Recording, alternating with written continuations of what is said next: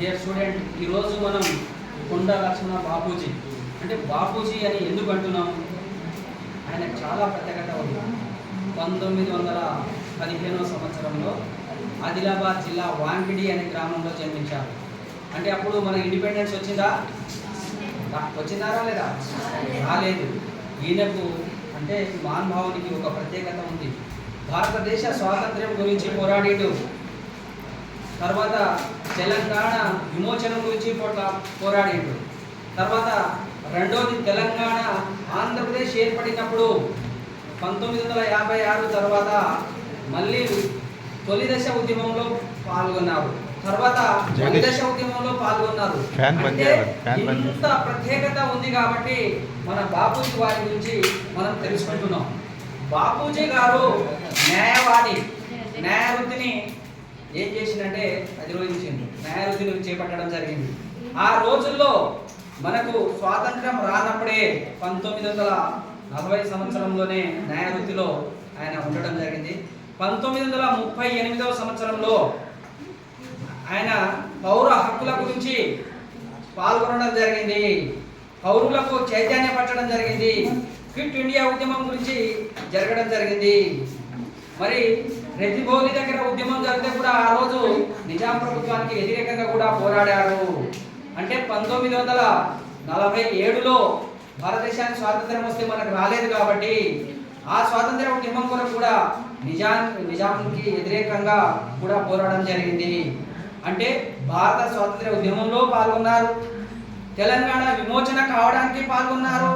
తర్వాత తెలంగాణ రాష్ట్రం, తెలంగాణ లేదు, హైదరాబాద్ స్టేట్ ఏర్పడిన తర్వాత 1948 సెప్టెంబర్ 17 నాడు ఏదైతే మన స్టేట్ ఏర్పడిందో ఆ రోజు నుంచి తర్వాత మనకు జనరల్ ఎలక్షన్ వచ్చినాయి 1952లో.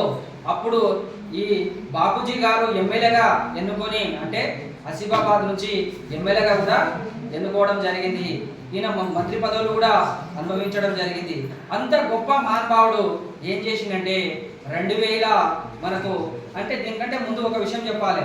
మనకు ఎప్పుడైతే ఆంధ్రప్రదేశ్ ఏర్పడిందో 1956 నవంబర్ 1న కలిసి ఉందామని అనుకున్నాం తెలుగువారు అందరం. కానీ ఏం జరిగింది? మన యొక్క హక్కుల గురించి, మన ఉద్యోగాల గురించి, మనకు నిధులు, తెలంగాణ ఉద్యమం రావడానికి మూడే మేజర్ కారణాలు. ఒకటి నిధులు, నియామకాలు, నీళ్లు. నీళ్ళనగా నీళ్లు, నిధులు, నియామకాలు.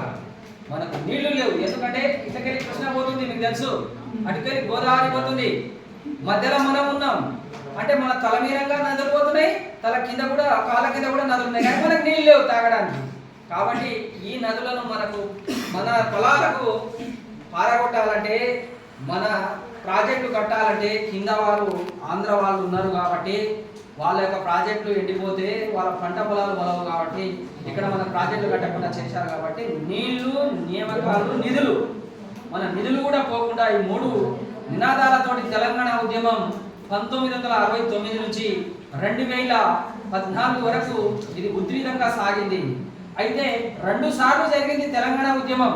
1969లో స్టార్ట్ అయ్యి మళ్ళీ ఆ ఉధృతంగా సాగినప్పుడు మనకేమైందంటే 72లో దీన్ని స్వస్తి పలకడం జరిగింది.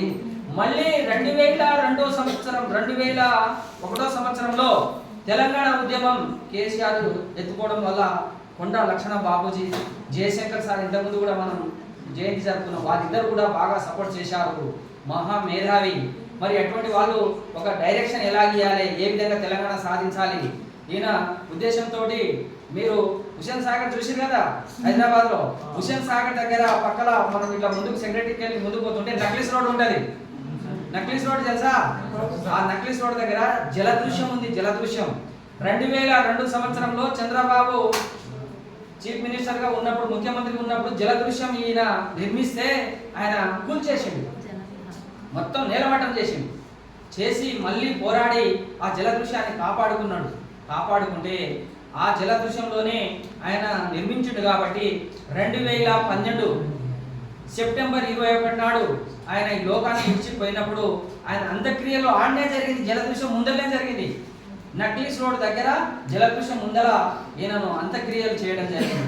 ఎందుకంటే ఆ రోజు జలదృశ్యం దగ్గరనే మనం ఉద్యమం స్టార్ట్ అయింది. తెలంగాణ ఉద్యమం కూడా 2021 ఏప్రిల్ 20 నాడు మళ్ళీ మలిదశ ఉద్యమం. అది మలిదశ ఉద్యమంలో కూడా ఈయన అనుభవాలు, ఈయన ఐడియాలజీ, జయశంకర్ ఐడియాలజీ, పెద్ద పెద్ద గొప్పవాళ్ళు కాబట్టి ఏ విధంగా సాధించాలి, ఏ విధంగా పోరాడాలి. కానీ ఈ మహానుభావులు తెలంగాణను చూడకుండానే ఈ లోకం నుంచి వెళ్ళిపోవడం జరిగింది. కాబట్టి అంత పెద్ద మహానుభావుని గురించి మనము మన తెలంగాణలో మనము స్మరించుకోవాలి. కొండా లక్ష్మణ బాపూజీ పేరు మన ఉద్యాన యూనివర్సిటీ పేరు పెట్టడం జరిగింది. మీకు తెలుసో తెలియదో, ఉద్యాన యూనివర్సిటీ అనే పేరు కొండా లక్ష్మణ బాపూజీ పేరు నామకరణం చేయడం జరిగింది. ఈరోజు మన ఉద్యానవన యూనివర్సిటీ అంటే కొండా లక్ష్మణ బాపూజీ చేయడం జరిగింది. కాబట్టి ప్రభుత్వం కూడా విద్యార్థులు, ఉపాధ్యాయులు తమ యొక్క గొప్ప నాయకుని, తెలంగాణలో పుట్టిన మహామేధావి గురించి కనీసం సంవత్సరానికి ఒకసారైనా మనం స్మరించుకోవాలనే ఉద్దేశంతో ఆయన జన్మదినోత్సవాన్ని మనం అందరం సంతోషంగా జరుపుకోవాలి. ఎందుకంటే ఆ మహానుభావుల యొక్క కొన్ని ఐడియాలజీ మనం తెలిసినా కూడా గొప్పవాళ్ళం అవుతాం. మనం ఏది తెలియకుండా ఏం చేయం. మీకు కొత్త గ్రేట్ మ్యాన్స్ ఉంటారు, వాళ్ళ గురించి చదవాలి. మీరు ఏదో యూట్యూబ్లో ఇష్టం వచ్చినట్టు టిక్ టాక్ అని, ఇన్స్టాగ్రామ్ అని, ఆ హీరోని ఏం చేసింది, ఈ హీరో ఏం చేసిండు, వాళ్ళు ఏం చేయరు, వాళ్ళ సెలబ్రిటీస్ ఏం చేసినా వాళ్ళకు పేపర్ న్యూస్ వస్తుంది, పేపర్ యాడ్ వస్తుంది, హైలైట్ అవుతుంది. మనం ఏం చేసినా హైలైట్ కాదు. మనం ఏంటంటే మన జీవితాలను మలుచుకోవాలంటే, గొప్ప వాళ్ళం కావాలంటే, మన కాళ్ళ మీద మనం నిలబడాలంటే ఇటువంటివి వీళ్ళ ఐడియాలజీ మనకు తెలుసు అన్నమాట. సమాజంలో నిలబడాలంటే మూడు విషయాలు బాగా గుర్తుపెట్టు.